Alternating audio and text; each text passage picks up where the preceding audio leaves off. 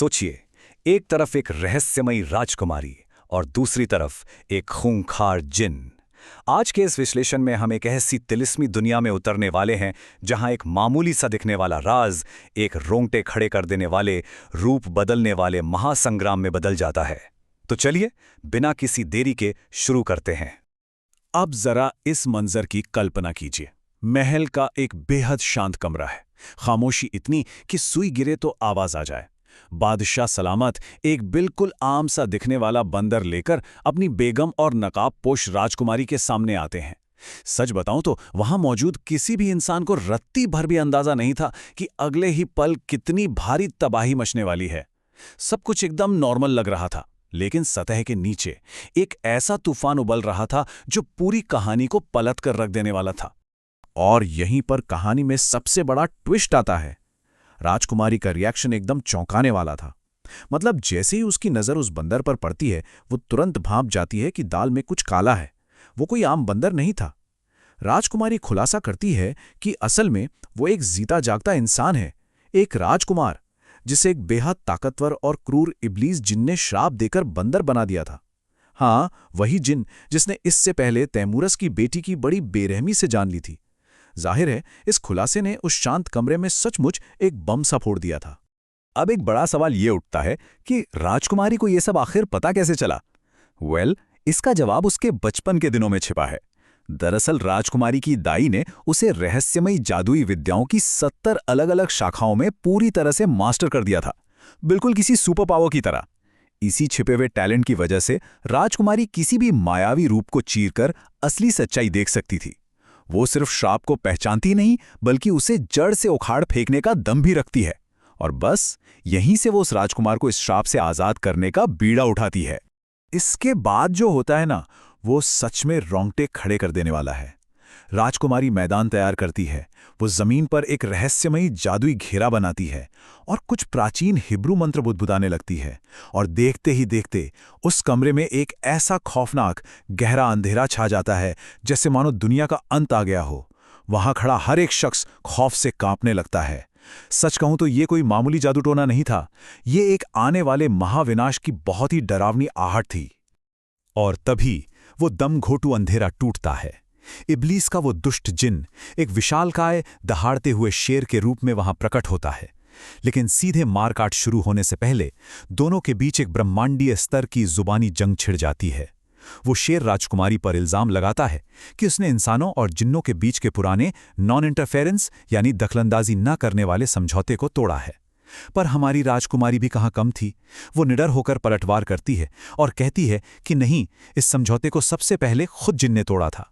और ये तीखी बहस बहुत जल्द एक खूनी संग्राम में तब्दील होने वाली थी। और फिर पलक झपकते ही असली जंग शुरू हो जाती है। और यकीन मानिए, ये कोई आम तलवारबाजी नहीं है, ये एक के बाद एक बिजली की तेजी से रूप बदलने का एक हिंसक चक्र है। इसे आप खतरनाक जादुई जानवरों वाले किसी खेल की तरह समझ सकते हैं। राजकुमारी तुरंत अपने सिर से एक बाल तोड़ती है और उसे एक धारदार तलवार में बदल देती है और एक ही झटके में उस शेर को बीच से चीर डालती है। लेकिन कहानी यहां खत्म नहीं होती। जिनका सिर अचानक एक जहरीले बिच्छू में बदल जाता है। बिना एक सेकंड गवाए राजकुमारी एक सांप बनकर उस पर टूट पड़ती है। बिच्छू बचने के लिए एक पक्षी बनकर आसमान में उड़ता है, तो राजकुमारी एक खूंखार उकाब यानी चील बनकर उसका पीछा करती है। ये रफ्तार और जादू का एकदम अविश्वसनीय प्रदर्शन था। आसमान में चल रहा ये महासंग्राम झपट्टा मार के वापस जमीन पर आ गिरता है। कमरे की जमीन अचानक बीच से फट जाती है और उसमें से 2 बिल्लियां लड़ती हुई बाहर निकलती हैं। जिन अब एक काली बिल्ली बन चुका था और राजकुमारी एक सफेद बिल्ली। दोनों के बीच इतनी खौफनाक हाथापाई होती है कि पल भर में ही वो काली बिल्ली एक खूंखार भेड़िए में बदल जाती है और सफेद बिल्ली पर जानलेवा हमला कर देती है।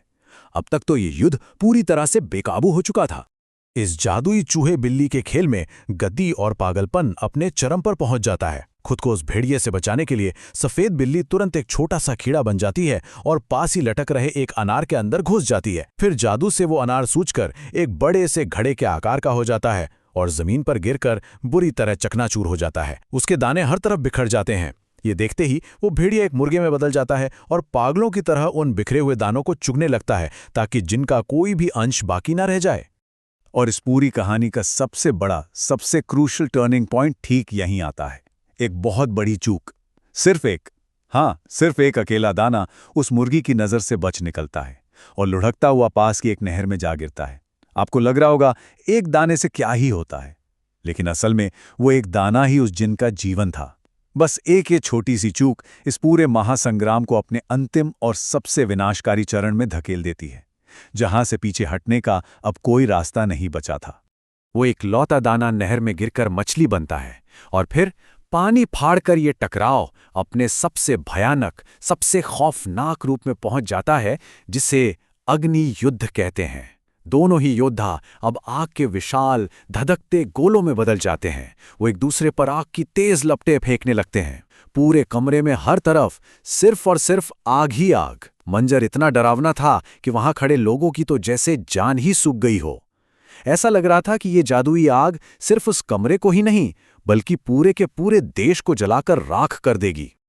और जाहिर है, इतने भयानक जादुई युद्ध की कीमत सिर्फ लड़ने वालों को ही नहीं चुकानी पड़ी। इस लड़ाई ने आसपास खड़े बेकसूर दर्शकों का क्या भयानक हश्र किया, ये सच में डराने वाला है। महल का खोजा उस आग की लपटों में जलकर पूरी तरह भस्म हो गया, राख बन गया।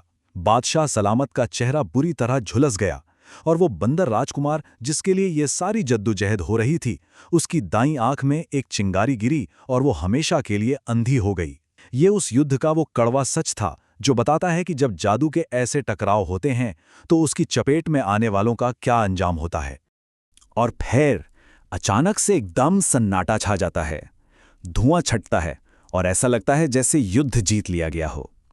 राजकुमारी अपने असली इंसानी रूप में वापस आ जाती है और जिनकी जगह जमीन पर सिर्फ राख का एक ढेर पड़ा है, वो जीत गई थी। राजकुमारी कुछ अभिमंत्रित जल छिड़कती है और वो बंदर राजकुमार फाइनली अपने असली इंसान के रूप में वापस आ जाता है। भले ही अब उसकी एक आंख जा चुकी थी। उस पल के लिए वहां एक राहत की सांस ली जाती है। ऐसा लगता है कि चलो, जो हुआ सो हुआ, पर सब ठीक हो गया। लेकिन ये राहत सिर्फ एक छलावा थी। राजकुमारी उस सन्नाटे को चीरते हुए कुछ ऐसा कहती है जो सबकी रूह कंपा देता है। वो बताती है कि उस एक छूटे हुए दाने की वजह से उसे मजबूरन इस अग्नियुद्ध का सहारा लेना पड़ा। और अग्नियुद्ध की सच्चाई बहुत खौफनाक है। ये जिनको तो खत्म कर देता है, लेकिन ये विजेता को भी जिंदा नहीं छोड़ता।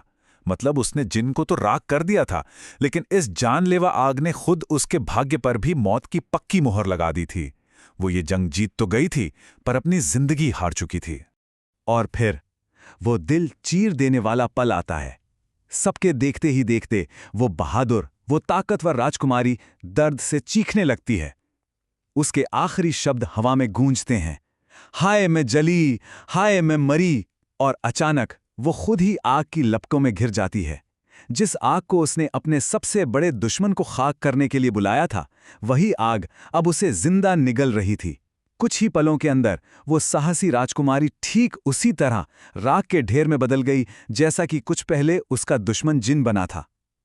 सब कुछ खत्म हो गया। इस त्रासदी का सदमा इतना गहरा था कि पूरे महल में चीख पुकार मच गई। अपनी आंखों के सामने अपनी लाडली बेटी की राख देखकर बादशाह इस कदर टूट गए कि वहीं जमीन पर बेहोश होकर गिर पड़े। पूरे राज्य में 7 दिन का बहुत ही गहरा राष्ट्रीय शोक घोषित कर दिया गया। हवा में सिर्फ मातम घोरा था। जिनकी राख को तो नफरत के साथ हवा में उड़ा दिया गया, लेकिन उस वीर राजकुमारी की राख को बहुत ही सलीके से, पूरे सम्मान के साथ एक कीमती रेशमी थैले में रखा गया। उसे दफनाकर वहां एक खूबसूरत समाधि बनाई गई। अपने लोगों की हिफाजत के लिए दी गई इस सबसे बड़ी कुर्बानी को न मातने से आखिरी विदाई दी गई। कुछ दिनों बाद जब बादशाह को होश आया तो उनका फैसला बहुत ही कॉम्प्लेक्स था। उन्होंने उस राजकुमार को सीधे तौर पर कोई सजा तो नहीं दी, आखिरकार वो खुद भी तो इस पूरी साजिश का एक शिकार ही था। लेकिन बादशाह के लिए अब उस राजकुमार का चेहरा उनकी प्यारी बेटी की मौत का एक जिंदा सबूत बन चुका था, एक ऐसी मनहूसियत जिसे वो बर्दाश्त नहीं कर सकते थे। इसलिए बादशाह ने उसे एक बदकिस्मती का प्रतीक मानते हुए तुरंत अपने राज्य से बाहर निकल जाने का फरमान सुना दिया। एक ऐसा फैसला जिसने उस राजकुमार को ताउम्र के लिए एक अभागा इंसान बना दिया। राजकुमार अब इस दुनिया में बिल्कुल अकेला था। नगर के लोग उसे अपनी चहेती राजकुमारी की मौत का जिम्मेदार मानकर उसकी जान के प्यासे हो रहे थे। अपनी जान बचाने के लिए और उस गहरे अपराध बोध के भारी बोझ तले दबे हुए राजकुमार ने अपनी दाढ़ी, मूंछें और यहाँ तक कि भौहें भी मुंडवा लीं ताकि कोई उसे पहचान न सके। उसने अपने वो शाही कपड़े हमेशा के लिए त्याग दिए और एक फकीर का चोला ओढ़कर बगदाद की तरफ एक अंतहीन, एकाकी सफर पर निकल पड़ा। दो राजकुमारियों की मौत का वो भयानक बोझ अब उसकी रूह का एक ऐसा हिस्सा बन चुका था जिसे वो कभी पीछे नहीं छोड़ सकता था। तो इस पूरी दर्दनाक दास्तान को जानने के बाद एक बहुत ही गहरा सवाल हमारे सामने आकर खड़ा हो जाता है। क्या किसी श्राप को तोड़ने की अंतिम कीमत कभी-कभी उस श्राप से भी ज्यादा खौफनाक हो सकती है? जरा सोचिए। इस कहानी की सबसे बड़ी और निर्मम विडंबना यही है कि एक जान बचाने की जो कोशिश शुरू हुई थी, उसने जो तबाही मचाई, वो उस मूल श्राप से भी कहीं ज्यादा विनाशकारी निकली। इस विश्लेषण से एक बात तो एकदम साफ हो जाती है कि जादू और बदले के इस अंधे चक्र में सच पूछिए तो कोई विजेता नहीं होता। और इसी विचारोत्तेजक सवाल के साथ हमारा आज का ये विश्लेषण यहीं समाप्त होता है। इस पर जरूर गौर कीजिएगा।